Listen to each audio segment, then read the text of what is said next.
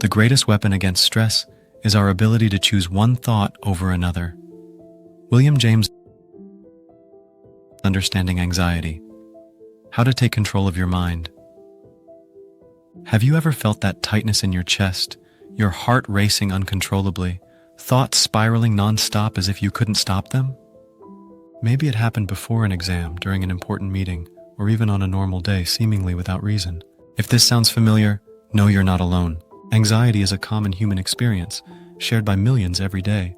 But even though it's common, that doesn't mean it has to control your life. Anxiety can become a real obstacle to our peace of mind. It can interfere with relationships, work, rest, and even moments of joy.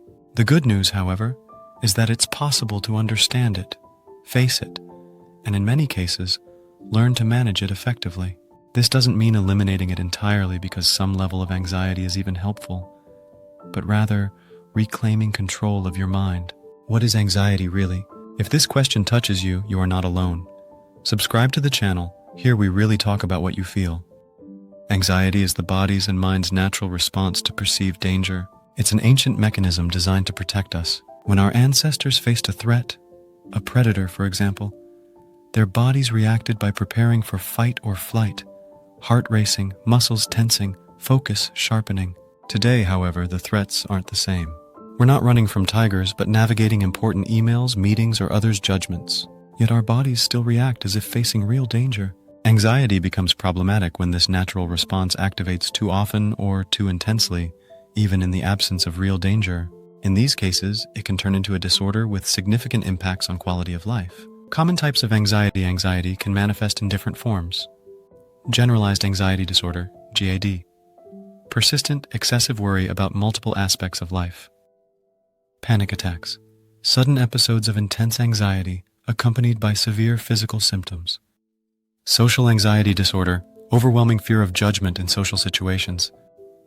Specific phobias, intense fear of particular objects or situations, for example, flying, spiders, heights. Obsessive compulsive disorder, OCD. Intrusive thoughts and repetitive rituals to ease anxiety. Post-traumatic stress disorder, PTSD, anxiety stemming from past trauma.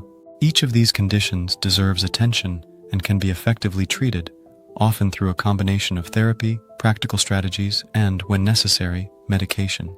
First step, know yourself.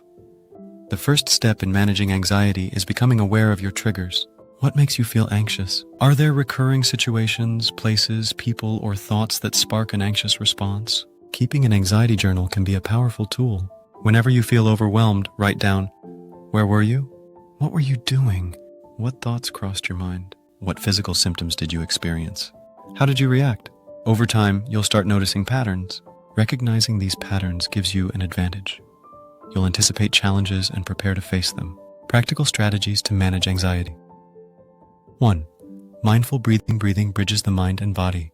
When anxious, we tend to breathe shallowly and rapidly, fueling agitation. Learning to breathe deeply can break this cycle. Try this simple technique. 1. Inhale deeply through your nose for 4 seconds. 2. Hold your breath for 7 seconds. 3.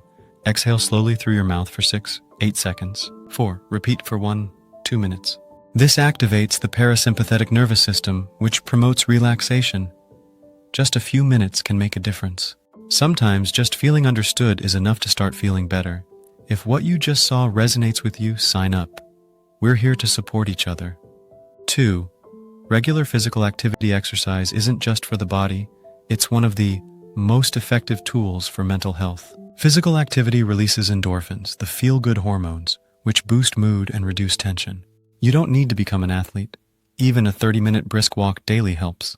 Yoga, swimming, light jogging, dancing, choose what you enjoy and do it consistently. Sleep quality. Good. Sleep is essential for emotional well-being. Sleep deprivation worsens anxiety and makes daily challenges harder to manage. Aim to stick to a consistent sleep schedule. Turn off electronic devices 30 minutes before bed. Create a relaxing routine, reading, herbal tea, meditation. Avoid caffeine and alcohol in the evening. Sleep is like a mental reset button. Protect it fiercely. Balanced diet. What you eat directly impacts your mood.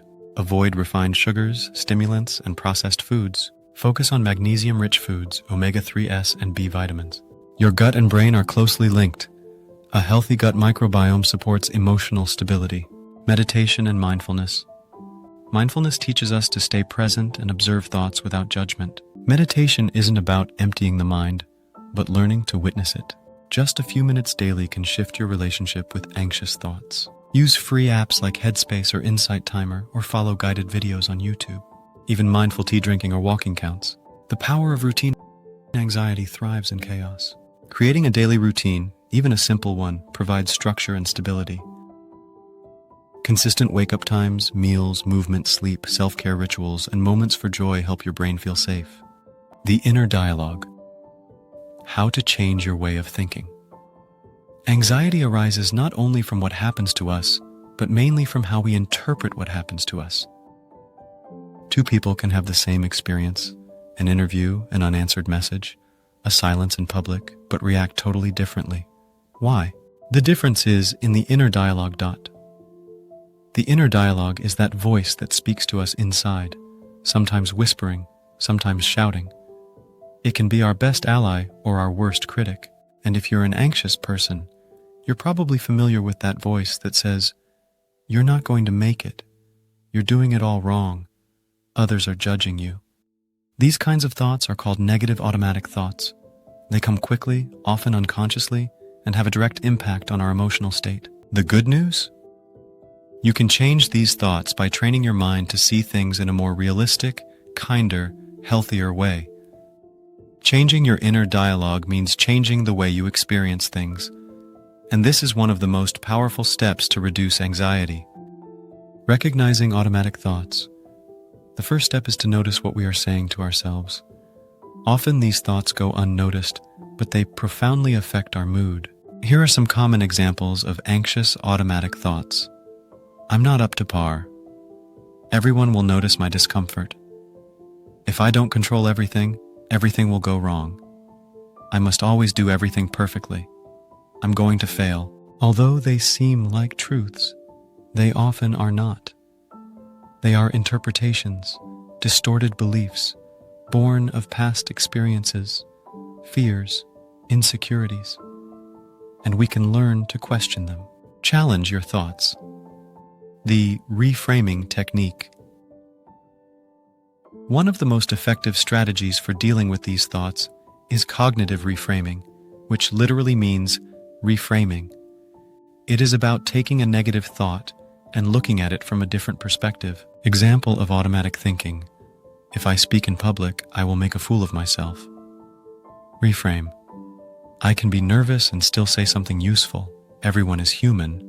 Or, thought, I won't make it. Reframe. It's hard, but I've faced similar situations before. I can do it again. It is not about lying to oneself, but about being honest and balanced instead of critical and catastrophic. It is a form of mental kindness. Practical technique. The thought sheet. Take a sheet of paper and create 3 columns. Situation. Briefly describe what happened. Automatic thinking. Write down what went through your mind. Alternative thinking. Respond to the thought with a more realistic or useful one. Do this whenever you notice the anxiety growing. In time, it will become a spontaneous habit. It is like reprogramming the brain. Watch out for cognitive traps. Anxiety is often fueled by cognitive distortions, that is, wrong ways of interpreting reality. Here are some of the most common ones. Catastrophizing. Always predict the worst. If I make a mistake, it will be a disaster. Mind reading. You think you know what others think. They think I'm stupid. All or nothing thinking. See only black or white without nuance. If it's not perfect, it's a failure. Personalization. You blame yourself for events beyond your control. If he's in a bad mood, it's my fault.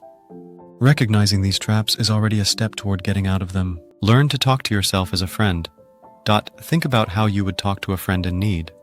Would you say to him, "You are worthless, you will fail"? Probably not. So why talk to yourself like that? Practice using a kinder, more encouraging tone. Here are some phrases you can start repeating to yourself. I'm doing my best, and that's enough. It's normal to be afraid, but I can deal with it. Not everything has to be perfect to go well. Even if I feel anxious, I can still act. It may seem strange at first, but over time these phrases become part of your new inner language. Positive visualization. Another way to change your internal dialogue is through visualization. Before facing a situation that causes you anxiety, close your eyes and imagine yourself going through it calmly, confidently, and clearly. Feel how you move, how you breathe, what you feel. Repeat in your mind statements like, I am calm and centered. I face what comes with presence and breath. I have the resources to handle this situation. The mind does not distinguish between reality and imagination. If you visualize yourself serene, your brain will begin to believe it. Change takes time. Changing one's inner dialogue is not instant magic. It is training, just like learning a new language. At first, it may seem difficult, unnatural. But with perseverance, the new phrases, the new thoughts become part of you. And slowly, even anxiety begins to lose strength. When to seek help. Sometimes anxiety becomes too heavy to carry alone, and that's okay. Asking for help is an act of strength, not weakness.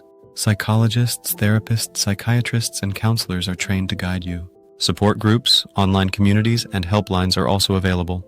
Talking about your anxiety breaks the silence and isolation. A story, James and the social event. Imagine James, a young man with social anxiety.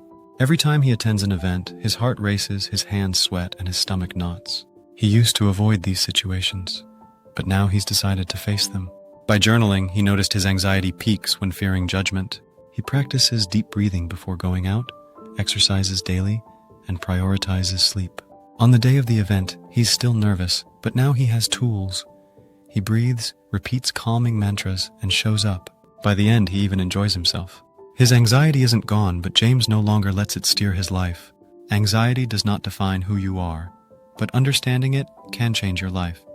If you want to do it together, sign up for the channel, one step at a time.